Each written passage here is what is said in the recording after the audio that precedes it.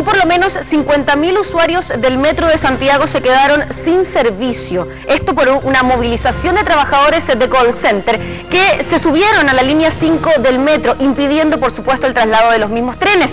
El informe con Ignacio Segovia.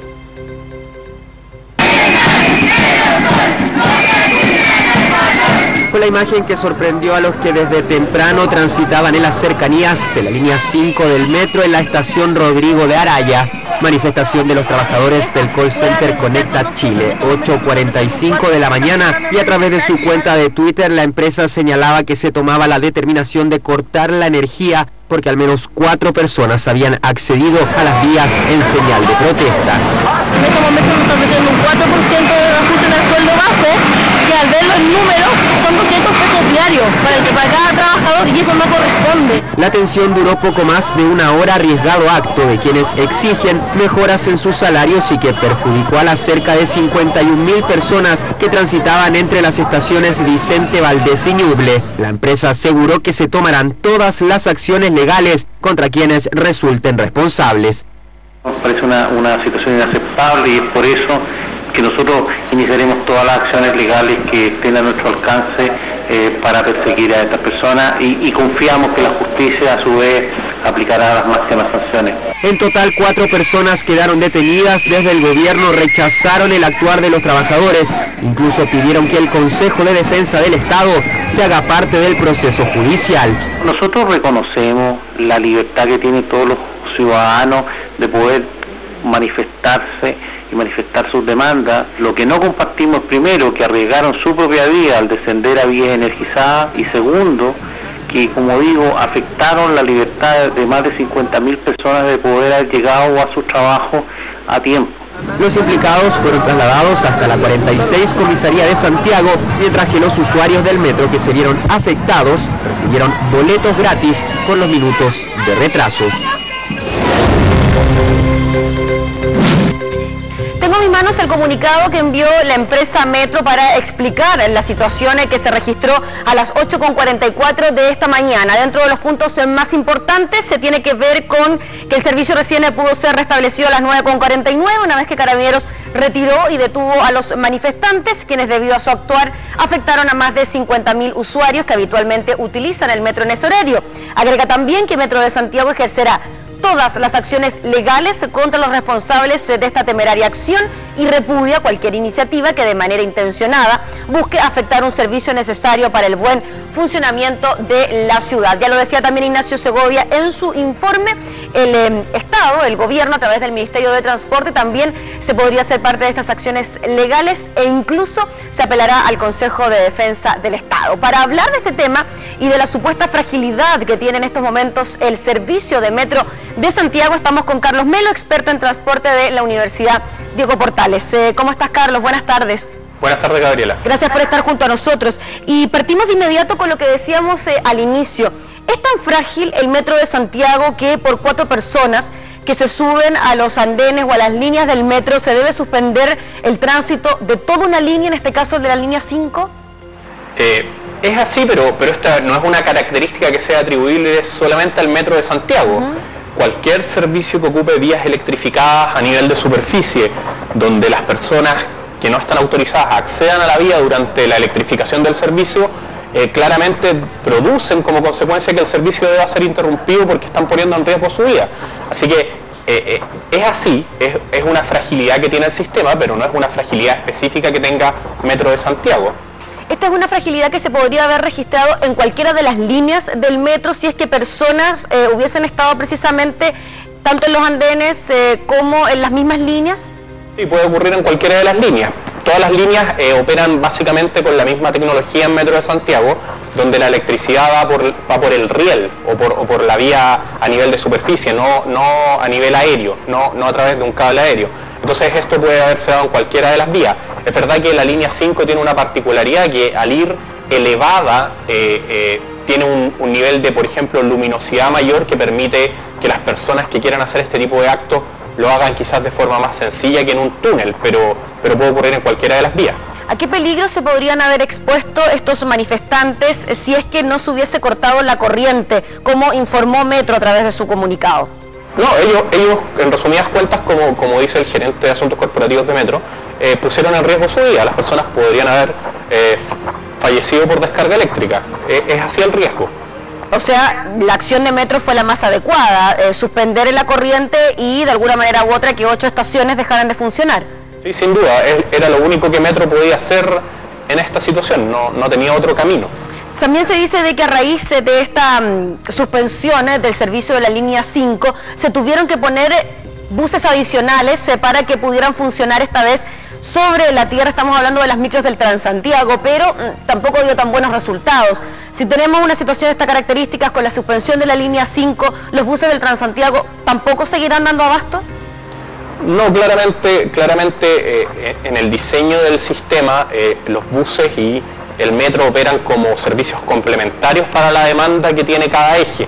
Y ahí en este caso estamos hablando en la línea 5 de aproximadamente 50.000 usuarios que viajan desde la Florida, desde Macul, y la verdad es que el sistema de buses no está diseñado para transportar esos 50.000 usuarios, porque el sistema de buses tiene que considerar que opera en concordancia o al mismo tiempo que un sistema de metro. Sería un despilfarro de recursos diseñar un sistema de buses para transportar a toda esa gente que operara todos los días, porque este tipo de incidentes esperemos que no ocurran todos los días. Es algo inaceptable, en verdad, que no puede tolerarse que ocurra nunca más. Sí, el hecho de que precisamente la línea 5 no sea subterránea, sino que vaya sobre la tierra, ¿se arriesga a que sucedan este tipo de manifestaciones? Claro, ahora vimos a unos trabajadores del call center que en forma desesperada tomaron esta medida bastante radical, pero ¿es uno de los peligros por los que atraviesan las vías elevadas? Básicamente tiene mejores condiciones para hacer esto, porque hay mayor luminosidad, es más seguro de cierta forma para las personas que se toman la vía hacerlo a luz del día que hacerlo en un túnel. Pero la verdad es que no existen diferencias significativas en cuanto a cómo acceder a la línea o cómo entrar al lugar donde está confinado el metro. Podrían hacerlo igual en una estación subterránea. Sería muy exagerado pensar de que, tomando en consideración esta movilización y este hecho en particular, Metro de Santiago decidiera hacer todas sus vías subterráneas y no elevadas, o cómo está la línea 5. Sí, absolutamente sí. Yo creo que no justificaría hacerlo todo el trazado de metro subterráneo por hechos como este, y existen mecanismos mucho más sencillos para evitar que esto vuelva a ocurrir. El primer mecanismo es utilizar las herramientas legales que están disponibles para sancionar a las personas que hicieron esto. Yo no descartaría, por ejemplo, que se recurra a la Ley de Seguridad Interior del Estado. Recordemos que el año 2002, cuando las micros, el sistema de micros de ese entonces bloqueó la ciudad de Santiago, el gobierno de ese entonces no dudó en aplicar la Ley de Seguridad Interior del Estado. Y la verdad es que lo que estas personas hicieron hoy es lo mismo. Impidieron el libre tránsito de las personas que viajan en metro por la ciudad. Carlos, ya lo hemos conversado frente a otro tipo de situaciones y otro tipo de problemas que ha tenido el metro y también el Transantiago. Quizás es el diseño de la ciudad que está fallando, o incluso los horarios de ingreso de los trabajadores a sus distintas labores no es el adecuado cuando tenemos a millones de santiaguinos queriendo llegar a un lugar determinado a la misma hora de la mañana. Sí, básicamente esta posible inseguridad del sistema está dada porque en un periodo de tiempo muy limitado, que es la hora punta de la mañana o la hora punta de la tarde, la congestión que el sistema completo de transporte de la ciudad sufre es muy alto. Por lo tanto, cualquier perturbación que tú provoques en ese sistema va a generar consecuencias muy grandes y que se van a expandir por toda la red. ¿Ya? Entonces, claramente, la configuración de ciudad que tenemos hoy, la configuración de la demanda con las entradas de los trabajadores y los estudiantes casi todos a la misma hora, es la que le otorga este grado de inestabilidad al sistema completo.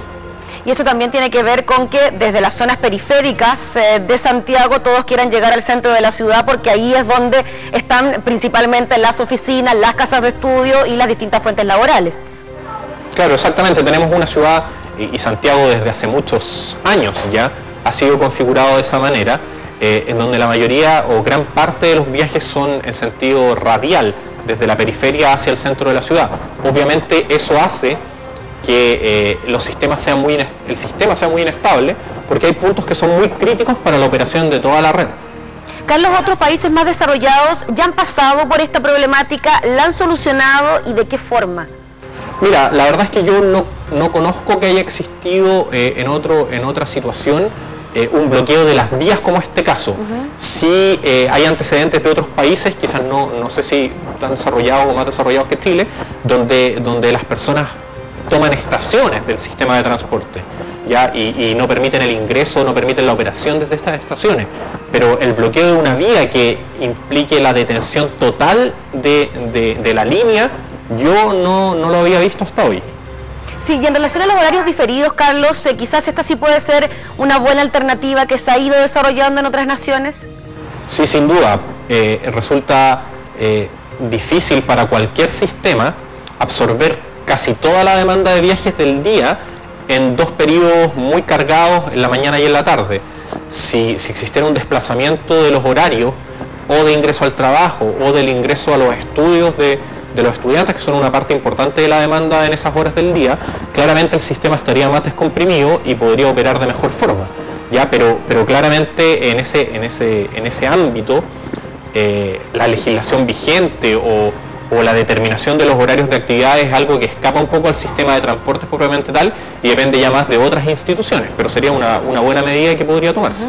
Carlos, tenemos preguntas del día sobre este tema, te la quiero presentar a ti y por supuesto también a todos en sus casas para que tengan la posibilidad de opinar, de comunicarse junto a nosotros, de participar en UCB Televisión Noticias con este debate Foro Ciudadano. Toman el metro, corte de tránsito, barricadas en Transantiago. ¿Es el transporte el talón de Aquiles de Santiago? Queremos que nos exprese su opinión, que opte por la opción 1, por la opción 2, que nos llame por teléfono, que nos escriba al Twitter, que también puede enviarnos su opinión en video. No sería malo contar su experiencia personal en relación a lo que ha ocurrido con el sistema de transporte y particularmente con este hecho que se registró hoy en la línea 5 del metro. Carlos, ¿es el transporte el talón de Aquiles de Santiago según tu perspectiva? ¿Votarías por la opción 1 o por la opción 2? Mira, yo hoy en día, si tú lo evalúas, claramente es uno de los problemas mayores que tiene la ciudad, el cómo conjugar una buena calidad del servicio con buenos tiempos de viaje y además con una tarifa que sea razonable para las personas. Es un problema que Santiago no ha resuelto, que está al debe y que muchas ciudades del mundo tampoco han resuelto, pero claramente hoy es uno de nuestros talones de Aquiles. Sí, hace un par de semanas hablábamos de los problemas de automatización de los vagones del metro a la hora de salir precisamente de las estaciones, donde hubo una congestión importante. También vemos ahora cómo estas movilizaciones provocan disconformidad en los usuarios principalmente. ¿Seguirá siendo noticia el metro o el Transantiago por este tipo de caos a la hora de querer trasladarse? Sí, las condiciones no han cambiado mayormente en el último tiempo. Es verdad que hay nuevos contratos para los operadores de los buses que deberían repercutir en una mejor calidad de servicio para los usuarios, pero la verdad es que no cambios mayores en el corto plazo, mediano plazo, no deberían ocurrir y claramente esto va a seguir siendo un tema que para los usuarios va a seguir provocándoles molestias. Se plantea el aumento de tarifas para el metro de Santiago. ¿Esa quizás podría ser una alternativa para que así los santiaguinos prefieran la micro por sobre los vagones del metro? Es una de las alternativas. Es claro que desde el punto de vista político no es la mejor. A ningún usuario le gusta que la tarifa suba, pero claramente si aumenta la brecha tarifaria entre los buses y el metro, para algunos usuarios se va a hacer más atractivo hacer el viaje en metro, pese a que se van a demorar un poco más. El problema es que los usuarios para los cuales esta opción va a ser válida, va a ser para los usuarios de menor ingreso. Claro, y también se ha planteado dentro de la misma tónica hacer una especie de tarificación vial en los centros de las ciudades, en este caso en el centro de Santiago o en las comunas más transitadas como Providencia, Vitacura, Las Condes. ¿Esta podría ser también una solución para descongestionar lo que es el tránsito o el tráfico en estos núcleos urbanos? Sí, la tarificación vial es uno de los caminos donde tú a las personas les estás cobrando de cierta forma a los que usan las calles el real costo que ellos provocan sobre la ciudad, que es la congestión. Ya hoy en día una persona que ocupa una calle, él no paga el costo real que provoca, porque él provoca congestión que afecta a otros usuarios. Ese es el sentido que hay detrás de la tarificación vial y la verdad es que es una medida que existe la tecnología para poder aplicarla. Pero de nuevo tocamos con que no sé si la autoridad política tendrá la voluntad de decidirse y aplicar una medida como esta, que la verdad entre los especialistas claramente es una de las medidas que podría dar soluciones a este tipo de problemas de congestión. Sí, algunos plantean de que sería un error, Carlos, porque, y voy a poner el caso quizás que ha estado más en la palestra últimamente, Costanera Center, por ejemplo, que no fue una decisión de los santiaguinos construir este megacentro comercial, pero que de alguna manera u otra igual ha provocado cierta congestión en las calles aledañas a esta gran torre. Por lo tanto, ellos quizás deberían ser quienes pagasen los costos por este tráfico de proporciones. También ahí hay opiniones encontradas. Sí, o sea, yo creo que no son medidas excluyentes. El que los desarrolladores inmobiliarios cancelen o hagan las mitigaciones de los impactos que ellos provocan no es excluyente con que los usuarios que usan las vías también paguen el real costo que tiene para la sociedad ese uso. Ya, yo creo que no son cosas excluyentes y las dos deberían sin duda evaluarse como una política de transporte integral para una ciudad tan congestionada como es Santiago hoy. Sí, y volviendo al episodio de hoy, con la paralización de la línea 5, hubo una demanda bastante mayor del servicio 210 del Transantiago, hubo largas esperas que superaron los 20 minutos, según palabras del propio ministro de Transportes, Pedro Pablo Errázuriz. Cuando los santiaguinos han sentido que los recorridos no pasan los horarios que ellos necesitan y que han debido de esperar más de la cuenta, incluso han salido a la calle a paralizar el tránsito. ¿Es una medida que podríamos seguir viendo durante este año o correspondía más bien a una situación del año pasado donde todos nos sentíamos con el derecho de salir a la calle a expresar nuestra disconformidad con distintos temas? Sí, el que el año pasado se hayan producido estos hechos tiene algo que ver con las manifestaciones que se dieron en todo ámbito el año anterior, pero la verdad es que uno puede entender que en esos casos muy puntuales, por ejemplo, de recorridos que no pasaban hacia el sector de San Carlos de Apoquindo, las personas después de mucho tiempo expresan su molestia de alguna forma. La verdad es que la manifestación es un derecho que todos los ciudadanos tienen, pero en el caso que se dio hoy de Metro, la verdad es que eso uno ya no puede calificarlo como una manifestación. El interrumpir a esa escala el libre desplazamiento para todos esos usuarios de Metro ya escapa lo que es una manifestación y simplemente se transforma en una acción concertada para efectuar un daño a la sociedad, que es lo que ocurre hoy. Carlos, volviendo al metro y a la congestión que hay hoy en día, hablábamos también hace un tiempo atrás de que por lo menos 7 personas transitan en un metro cuadrado en los vagones del metro. ¿Esto va a continuar? ¿Vamos a seguir apretados trasladándonos en el metro? ¿Se prevé algún tipo de descongestión? ¿Se habla de una línea paralela a la línea 1? ¿Se habla también de la habilitación de nuevas líneas? ¿Es la solución al tren subterráneo hoy en Santiago? Mira, hay algunas medidas que Metro está tomando en el corto plazo y desde octubre, por ejemplo, sabemos que van a llegar nuevos trenes que van a permitir, o nuevos carros, que van a permitir aumentar la capacidad de la línea en casi un 10%, del servicio completo más que nada, de la red de Metro en casi un 10%. Eso debería producir un alivio en el corto plazo.